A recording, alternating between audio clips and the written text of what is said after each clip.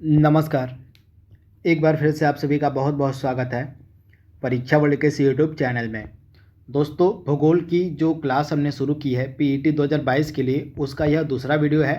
पहले वीडियो में हमने भारत की सभी इम्पोर्टेंट नदियों को कवर किया था तथा आज ये हमारा सेकेंड वीडियो है। आज हम विश्व की नदियों को यहाँ पे कवर करने वाले हैं।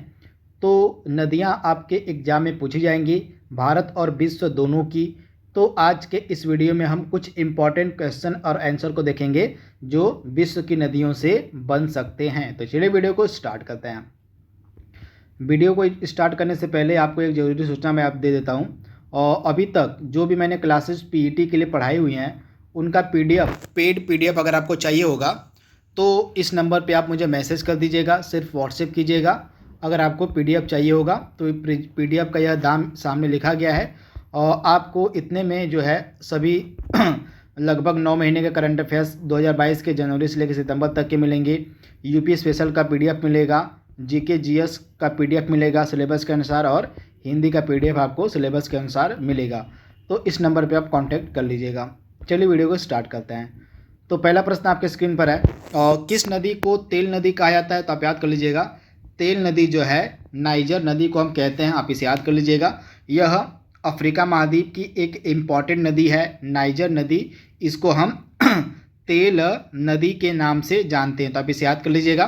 यह जो नाइजर नदी है, यह नदी पाम ऑयल को ले जाने के लिए जलीय मार्ग उपलब्ध कराती है, जिस कारण से इसे जो है पाम ऑयल रिवर के नाम से भी जाना जाता है। तो इसके बारे में आप याद रखिएगा। किन किन देशों में यह बहती है आपकी नाइजर नदी, यह भी आपको पता होना चाहिए। तो अफ्रीका के कुछ इम्पॉर्टेंट देश हैं जहाँ से नाइजर नदी बहती है। एक हो गया आपका गिनी, आप नोट डाउन करते चलिएगा। गिनी हो गया, इसके बाद माली हो गया, गिनी हो गया, माली हो गया, इसके बाद नाइजर हो गया, नाइजर, गिनी, माली, नाइजर, बेनिन हो गया, नाइजीरिया हो गया। इन सभी देशों से जो है होकर नाइजर नदी बहती है। तो इसके बारे में आप याद रखिएगा। कौन सी यूरोपीय नदी जो है ब्लैक फॉरेस्ट से निकलकर काला सागर में गिरती है? काफ़ी महत्वपूर्ण प्रश्न है। आपको उस यूरोपीय महाद्वीप की यूरोपीय नदी का नाम बताना है और जो ब्लैक फॉरेस्ट पर्वत से निकलकर काला सागर में गिरती है। तो इस नदी का नाम क्या है? तो इस नदी का नाम है डेन्यूब नदी। इसके बारे में आप याद रखिएगा। जो डेन्यूब नदी है यह ब्लैक फॉरेस्ट से निकलती है और कहाँ पर गिरती है? तो यह जाके गिरती है काला सागर में, यानी कि काला सागर में इसका मुहाना है। तो इसके बारे में आप याद देखिएगा, डेन्यूब रिवर।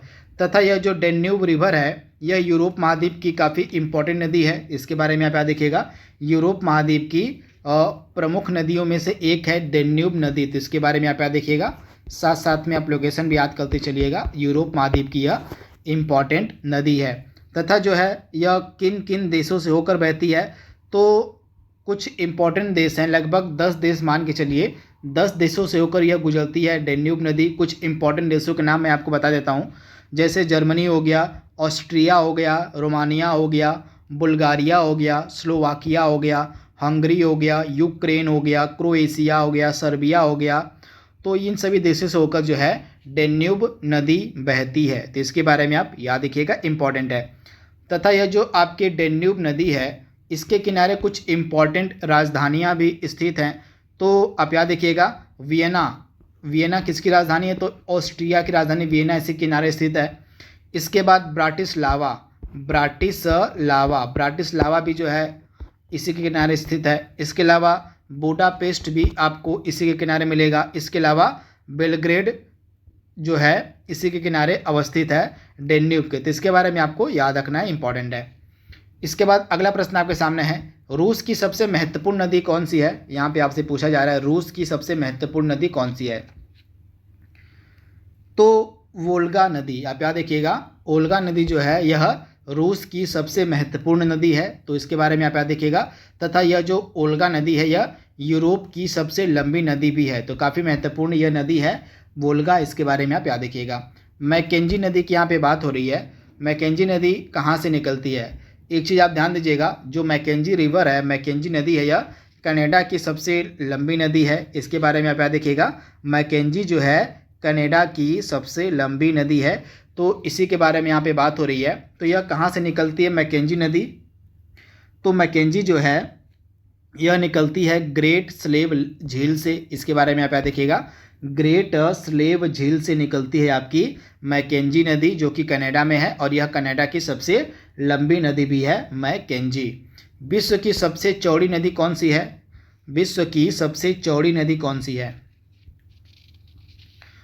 तो विश्व की सबसे चौड़ी नदी आपकी हो जाएगी अमेजन। तो इसके बारे में आप याद रखिएगा, अमेजन जो है अपवाह क्षेत्र के मामले में और जल आयतन की दृष्टि से जो है विश्व की सबसे बड़ी व दूसरी सबसे लंबी नदी है। तो इसके बारे में आप याद रखिएगा, अगर जल आयतन की बात हो, अपवाह क्षेत्र की बात हो, तो जल आयतन व अपवाह क्षेत्र के मामले में विश्व की सबसे बड़ी नदी है आपकी अमेजन, लेकिन लंबाई के मामले में यह विश्व में दूसरे स्थान पे आती है। तो विश्व की सबसे लंबी नदी आपकी हो जाती है नील नदी, जो है विश्व की सबसे लंबी नदी हो जाती है, तथा दूसरे स्थान पे आपकी लंबाई के मामले में आती है विश्व की सबसे लंबी नदी अमेजन, लेकिन अपवाह क्षेत्र के मामले में और जल आयतन की दृष्टि से विश्व की सबसे बड़ी नदी है अमेजन। तो ये फैक्ट आपको याद रखना है। तथा इसके बेसिन में जो है जो बायोडाइवर्सिटी वो सबसे अधिक देखने को मिलती है, जैव विविधता के मामले में जो है यह सबसे संपन्न मानी जाती है इसकी बेसिन, अमेजन नदी की बेसिन। तो इसके बारे में आप याद रखिएगा। तथा यह जो अमेजन नदी है कहाँ की प्रमुख नदी है? तो दक्षिण अमेरिका महाद्वीप की। आप याद रखिएगा, दक्षिण अमेरिका महाद्वीप की जो है प्रमुख नदी है अमेजन। तो इसके बारे में आप याद रखिएगा, इंपॉर्टेंट है। अगला प्रश्न आपके स्क्रीन पर है, ओबे नदी का उद्गम यहाँ पे पूछा जा रहा है कि ओबे नदी का उद्गम स्थल कौन सा है? ओबे नदी का उद्गम स्थल यहाँ पे पूछा जा रहा है कि कौन सा है? तो ओबे नदी का उद्गम स्थल है अल्टाई पर्वत। आप इसे याद कर लीजिएगा, अल्टाई पर्वत जो है इसका उद्गम स्थल है ओबे नदी का। तो इसके बारे में आप याद देखिएगा। तथा रूस की यह इम्पॉर्टेंट नदी है ओबे, इसके बारे में भी आप याद देखिएगा, रूस की इम्पॉर्टेंट नदी है ओबे। तथा इसका जो उद्गम स्थल है वो अल्टाई पर्वत है और इसका मुहाना कारा सागर में, यानी कि कारा सागर में जाकर गिरती है। कारा सागर आपको मिलेगा आर्कटिक सी में, तथा यहीं पे गिरती है ओबे रिवर। तो इसके बारे में आप याद देखिएगा। और यह रूस की इम्पॉर्टेंट नदी है ओबे। काफ़ी महत्वपूर्ण प्रश्न है। इसके बाद अगला प्रश्न आपके स्क्रीन पर दिया गया है, किस नदी को चीन का शोक कहा जाता है? इंपॉर्टेंट प्रश्न है। चीन का शोक जो है किस नदी को कहा जाता है, इसका जवाब आपको देना है। तो राइट आंसर आपका क्या हो जाएगा? चीन का शोक हम किस नदी को कहते हैं? तो वांग हो नदी को। आप याद रखिएगा, वांग हो नदी जो है इसको हम चीन का शोक कहते हैं। तो इसके बारे में आप याद रखिएगा, वांग हो नदी को हम एलो रिवर के नाम से भी जानते हैं, कि यह जो नदी है यह एलो रिवर के नाम से भी जानी जाती है। तथा इसका उद्गम कहाँ से होता है वांग हो रिवर का? तो कुनलुन पर्वत से। आप याद देखिएगा, कुनलुन पर्वत जो है यहीं से जो है इसका उद्गम होता है वांगहो रिवर का। तो इसके बारे में आप याद रखिएगा, इंपॉर्टेंट है।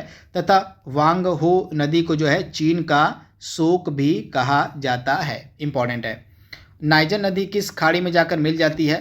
तो जो नाइजर नदी है जिसके बारे में मैंने आपको पहले ही बता दिया है, यह गिनी की खाड़ी में जाकर गिरती है। तो इसके बारे में आप याद रखिएगा, गिनी की खाड़ी में नाइजर नदी जाकर गिर जाती है। बांग्लादेश में किस नदी को पद्मा के नाम से जाना जाता है? तो बांग्लादेश में जो है गंगा नदी को पद्मा के नाम से जाना जाता है। और भारत की नदियों को जो मैंने पढ़ाया है इसमें मैंने गंगा के बारे में पर विस्तार में आपको बता दिया है। और यूरोप महाद्वीप की सबसे बड़ी नदी यहाँ पे आपसे पूछी जा रही है, कौन सी है? यूरोप महाद्वीप की सबसे बड़ी नदी कौन सी है? तो यूरोप महाद्वीप की सबसे बड़ी नदी आपकी हो जाएगी वोल्गा। इसके बारे में आप याद रखिएगा, वोल्गा जो है यह यूरोप महाद्वीप की सबसे बड़ी यानी कि सबसे लंबी नदी है। तो इसके बारे में आप याद रखिएगा वोल्गा। तथा इसका प्रवाहित क्षेत्र कौन सा? रूस है। तो इसके बारे में आप याद रखिएगा, इंपॉर्टेंट है। अगला प्रश्न आपके सामने है, मॉरे डार्लिंग नदी किस सागर में गिरती है? इंपॉर्टेंट है। मॉरे डार्लिंग नदी जो है किस सागर में गिरती है? यह ऑस्ट्रेलिया की इम्पॉर्टेंट नदी है। और मॉरे डार्लिंग, सबसे पहली चीज़ तो आपको याद रखनी है, ऑस्ट्रेलिया की यह इम्पॉर्टेंट नदी है मॉरे डार्लिंग। और यह कहाँ पर गिरती है? तो यह जो है आपकी दक्षिण महासागर में जाकर गिरती है, मॉरे डार्लिंग रिवर। तो इसके बारे में आप याद रखिएगा। और यह ऑस्ट्रेलिया की इम्पॉर्टेंट नदी है, काफ़ी महत्वपूर्ण यह नदी है। कई बार एग्जाम में इसके बारे में प्रश्न पूछा गया है, तो इसे आप याद कर लीजिएगा। और इसके बाद अगला प्रश्न आपके सामने है, जो नदी सागर तक नहीं पहुंचती हैं और रास्ते में ही लुप्त हो जाती हैं उन्हें हम क्या कहते हैं? तो ऐसी नदियां जो सागर तक नहीं पहुंच पाती हैं और बीच रेगिस्तान में या बीच भूमि में ही लुप्त हो जाती हैं उनको हम बोलते हैं अंतःस्थलीय रिवर। अंतःस्थलीय रिवर इनको कहा जाता है, यहाँ पे अस्थलीय होगा, अस्थलीय। तो अंतःस्थलीय नदियाँ उस प्रकार की नदियाँ होती हैं जो सागर तक नहीं पहुंच पाती हैं और बीच रास्ते में ही या रेगिस्तान में ही कहीं विलुप्त हो जाती हैं। तो इसके बारे में आप याद रखिएगा। दक्षिण अमेरिका महाद्वीप की सबसे बड़ी नदी कौन सी है? तो अमेजन, मैंने बात की थी। अमेजन जो है दक्षिण अमेरिका महाद्वीप की सबसे बड़ी नदी है, इंपॉर्टेंट है। किस नदी को जो है यूरोपीय व्यापार की जीवन रेखा कहा जाता है? यूरोपीय व्यापार की जीवन रेखा जो है किस नदी को कहा जाता है? तो राइन नदी, आप याद कर लीजिएगा। राइन नदी को जो है यूरोपीय व्यापार की जीवन रेखा कहा जाता है। यह नदी जो है भ्रंश घाटी से होकर बहती है, कई बार एग्जाम में पूछा गया है। तो जो राइन नदी है यह भ्रंश घाटी प्रवाह करती है, भ्रंश घाटी से होकर बहती है। तो इसके बारे में आप याद रखिएगा। किन दो पर्वतों के मध्य होकर यह बहती है, आपसे पूछा जा सकता है। तो जर्मनी का ब्लैक फॉरेस्ट, आप इसे याद कर लीजिएगा। जर्मनी का ब्लैक फॉरेस्ट और फ्रांस का जो वास जेस पर्वत है, जर्मनी का ब्लैक फॉरेस्ट और फ्रांस का जो वास जेस पर्वत है, इन दोनों पर्वतों के मध्य से होकर बहती है आपकी राइन नदी। तो इसके बारे में आप याद रखिएगा, यानी कि यह भ्रंश घाटी प्रवाह करती है। तो इसके बारे में आप याद रखिएगा। इसके बाद जर्मनी का जो बोन शहर है, आप याद रखिएगा, जर्मनी का बोन शहर और स्विट्जरलैंड का जो बेसल शहर है इसी के तट पर अवस्थित है। तो इसके बारे में आप याद रखिएगा, इंपॉर्टेंट है। और अगला प्रश्न आपके सामने है, कौन सी नदी जो है भूमध्य रेखा यानी कि विषुवत रेखा को 2 बार काटती है? भूमध्य रेखा को 2 बार काटने वाली नदी कौन सी है? फटाक से इसका जवाब दीजिए आप। तो भूमध्य रेखा को 2 बार काटती है आपकी कांगो नदी, जिसको हम जायरे नदी के नाम से भी जानते हैं। आप इसे याद कर लीजिएगा। जो कांगो नदी है इसको हम जायरे नदी के नाम से भी जानते हैं। यह भूमध्य रेखा को यानी कि विषुवत रेखा को 2 बार काटती है। तो इसके बारे में आप याद रखिएगा। और यह कहाँ पर जाके गिरती है? तो यह जाकर गिरती है अटलांटिक महासागर में। अटलांटिक महासागर में जाकर गिर जाती है कांगो नदी। तो इसके बारे में आप याद रखिएगा। और यह जो है और किसको काटती है? तो भूमध्य रेखा यानी कि विषुवत रेखा को 2 बार काटती है तथा यह अफ्रीका महाद्वीप की इम्पॉर्टेंट नदी है। तो इसके बारे में आप बस इतना ही आपको याद रखना है। और इसके बाद अगला प्रश्न आपके स्क्रीन पर है, विश्व की सबसे लंबी नदी कौन सी है? तो विश्व की सबसे लंबी नदी आपकी हो जाएगी, लंबाई के मामले में विश्व की सबसे लंबी नदी आपकी नील नदी है। वहीं लंबाई के मामले में विश्व की दूसरी मैंने नदी बताई थी कौन सी है? अमेजन लंबाई के मामले में दूसरे नंबर पे आती है और पहले नंबर पे आपकी नील नदी आती है। तो इसके बारे में आप याद देखिएगा। अफ्रीका महाद्वीप की बहुत ही ज़्यादा यह इंपॉर्टेंट नदी है नील नदी। तो इसके बारे में आप याद देखिएगा। नील नदी जो है आपकी और कहाँ पर गिरती है? तो भूमध्य सागर में जाकर गिरती है नील नदी। तो इसके बारे में आप याद रखिएगा, इंपॉर्टेंट है। तथा इसका जो अपवाह क्षेत्र है नील नदी का, यह उत्तरी सूडान और मिस्र में है। उत्तरी सूडान और मिस्र में जो है इसका अपवाह क्षेत्र है नील नदी का, इंपॉर्टेंट है। मौरे डार्लिंग नदी कहाँ पर बहती है? तो मैंने आपको बताया था ऑस्ट्रेलिया की यह एक बहुत ही ज़्यादा इंपॉर्टेंट नदी है, मौरे डार्लिंग नदी। तो इसके बारे में आप याद रखिएगा। अमेजन और नदी का उद्गम स्थल पूछा गया क्या है? अमेजन नदी कहाँ से निकलती है? तो एंडीज पर्वत से। दक्षिण अमेरिका महाद्वीप का जो एंडीज पर्वत है यहीं से आपकी अमेजन नदी निकलती है। तो इसके बारे में आपको याद रखना है, इंपॉर्टेंट है, एंडीज पर्वत से। जल के आयतन के आधार पर विश्व की सबसे बड़ी नदी आपकी हो जाएगी अमेजन नदी। जो चीज़ें मैंने आपको डिटेल में बताई हैं वो यहाँ पे लिखी गई हैं। बोल्गा नदी कहाँ पर गिरती है? बोल्गा नदी जो है कहाँ पर गिरती है? फटाक से इसका आंसर हो जाएगा आपका कैस्पियन सागर। कैस्पियन सागर में जो है आपकी वोल्गा नदी गिरती है। तो राइट आंसर आपका क्या हो जाएगा? कैस्पियन सागर में। तथा यह जो कैस्पियन सागर है खारे पानी की सबसे बड़ी झील है। तो इसके बारे में भी आपको याद रखना है। जो कैस्पियन सागर है यह खारे पानी की सबसे बड़ी झील है और इसी में वोल्गा नदी गिरती है। तो इसके बारे में आप याद रखिएगा। अब बात यहाँ पे कैस्पियन सागर की है। तो कैस्पियन सागर से किन किन देशों की सीमा लगती है? कई बार एग्जाम में पूछा गया है। कैस्पियन सागर से किन किन देशों की सीमा लगती है? तो कैस्पियन सागर से 5 देशों की सीमाएं लगती हैं। ये 5 देश आपके कौन कौन से हैं? तो रूस हो गया, कजाकिस्तान हो गया, तुर्कमेनिस्तान हो गया, अजरबैजान हो गया और ईरान। ये 5 देश हैं जिनकी सीमाएं कैस्पियन सागर से टच होती हैं।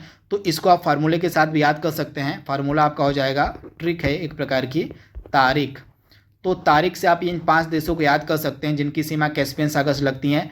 टी से आपका हो जाएगा तुर्कमेनिस्तान, ए से आपका अजरबैजान, के से आपका हो जाएगा कजाकिस्तान, आई से आपका हो जाएगा ईरान और यहाँ पे आर से आपका रसिया है ना, यहाँ पे आर है ना, TAR, तो आर से रसिया हो जाएगा, आई से ईरान हो जाएगा और के से आपका कजाकिस्तान हो जाएगा। तारीख आप याद कर लीजिएगा।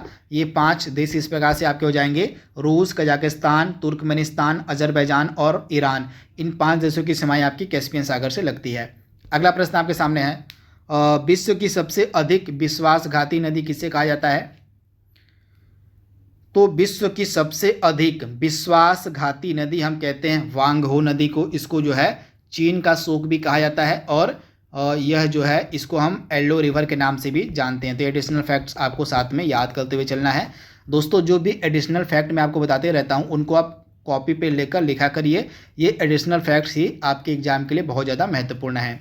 और जो लाल नदी है यह किस देश से होकर बहती है? आपसे पूछा जा रहा है लाल नदी किस देश से होकर बहती है। तो आप याद कर लीजिएगा, लाल नदी जो है आपकी वियतनाम से होकर बहती है। तो इसके बारे में आप याद रखिएगा। कौन सी नदी जो है मकर रेखा को 2 बार काटती है?